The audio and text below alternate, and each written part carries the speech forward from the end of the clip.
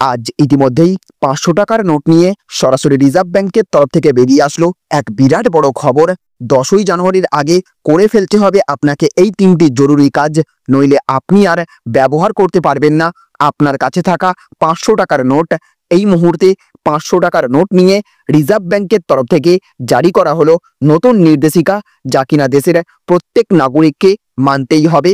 তো আপনার কাছেও যদি 500 টাকার নোট থেকে থাকে, কিংবা আপনিও যদি নিয়মিত 500 টাকার নোট লেনদেনের ক্ষেত্রে বেশি ব্যবহার করে থাকেন, তাহলে আপনার জন্য এই গুরুত্বপূর্ণ আপডেটটি জানা অত্যন্ত প্রয়োজন। তো চলুন এই আপডেটটি আমরা বিস্তারিতভাবে জেনে নিই। আর তার আগে আপনাদের কাছে ছোট্ট একটা রিকোয়েস্ট, আমাদের ভিডিও আপনাদের ভালো লেগে থাকলে অবশ্যই ভিডিওটিতে একটা লাইক করবেন এবং জনস্বার্থে এই ভিডিওটিকে প্রচুর পরিমাণে শেয়ার করে দেবেন। আর আপনি এই ভিডিওর কমেন্ট বক্সে জানিয়ে দিন এই মুহূর্তে আপনার কাছেও কি 500 টাকার নোট রয়েছে। যদি থেকে থাকে অবশ্যই কমেন্ট বক্সে ইয়েস লিখে জানাবেন। তো দেখুন, এখানে বলা হয়েছে 500 টাকার নোট নিয়ে আরবিআই এর নতুন নির্দেশিকা, 10ই জানুয়ারির আগে এই 3টি জরুরি কাজ শেষ করুন। তো ভারতের কেন্দ্রীয় bank reserve bank of India সম্প্রতি 500 টাকার নোট নিয়ে একটি গুরুত্বপূর্ণ নোটিফিকেশন প্রকাশ করেছে। এই নতুন নিয়মের অধীনে 500 টাকার নোটের সুরক্ষা এবং বৈধতা নিশ্চিত করতে কিছু গুরুত্বপূর্ণ পরিবর্তন করা হয়েছে, যেগুলি 10ই জানুয়ারির মধ্যে সম্পূর্ণ করা প্রয়োজন। যদি আপনি এই পরিবর্তনগুলো সম্পর্কে অজানা থাকেন, তাহলে এটি আপনার জন্য খুবই গুরুত্বপূর্ণ হতে পারে। আরবিআই 500 টাকার নোটের ডিজাইনে কিছু বিশেষ পরিবর্তন করেছে, যার উদ্দেশ্য হলো জাল নোট চিহ্নিত করা সহজ করা এবং আর্থিক ব্যবস্থাকে আরও নিরাপদ করা। নতুন নোটে সিকিউরিটি ফিচার হিসেবে রং পরিবর্তনশীল থ্রেড, লাল কিলার ছবি এবং অন্ধদের জন্য উঁচু প্রিন্টিং অন্তর্ভুক্ত করা হয়েছে। 500 টাকার নোটের পরীক্ষা করতে হবে আপনাকে 10ই জানুয়ারির আগে। আপনার কাছে থাকা সব 500 টাকার নোটের পরীক্ষা করবেন, নিশ্চিত করবেন যে সেগুলি মহাত্মা গান্ধীর নিউ সিরিজের। এতে সিকিউরিটি থ্রেডের রং পরিবর্তন, উঁচু প্রিন্টিং এবং লাল কিলার ছবিতে থাকা উচিত। দ্বিতীয় হচ্ছে জাল নোট চিহ্নিত করবেন।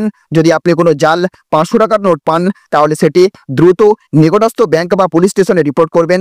জাল নোট রাখা আইনত অপরাধ এবং এর বিরুদ্ধে ব্যবস্থা নেওয়া যেতে পারে। তৃতীয় যে আপডেট, সেটি হচ্ছে পুরনো এবং ক্ষতিগ্রস্ত নোট পরিবর্তন করতে হবে। যদি আপনার কাছে পুরনো বা ছেঁড়া 500 টাকার নোট থাকে, তবে 10ই জানুয়ারির আগে সেগুলি ব্যাংকে জমা দিন এবং পরিবর্তন করুন, কারণ এরপরে ব্যাংক এই নোটগুলি গ্রহণ করবে না। যদি আপনি 10ই জানুয়ারির মধ্যে এই কাজগুলি না করেন, তাহলে পুরনো বা ক্ষতিগ্রস্ত নোটগুলি অবৈধ হয়ে যেতে পারে এবং জাল নোট রাখার জন্য আইনগত ব্যবস্থা নেওয়া হতে পারে। আরবিআইয়ের লক্ষ্য হলো জাল মুদ্রা প্রতিরোধ করা, আর্থিক লেনদেনের নিরাপত্তা নিশ্চিত করা এবং জনগণকে নতুন সুরক্ষা প্রযুক্তি সম্পর্কে সচেতন করা।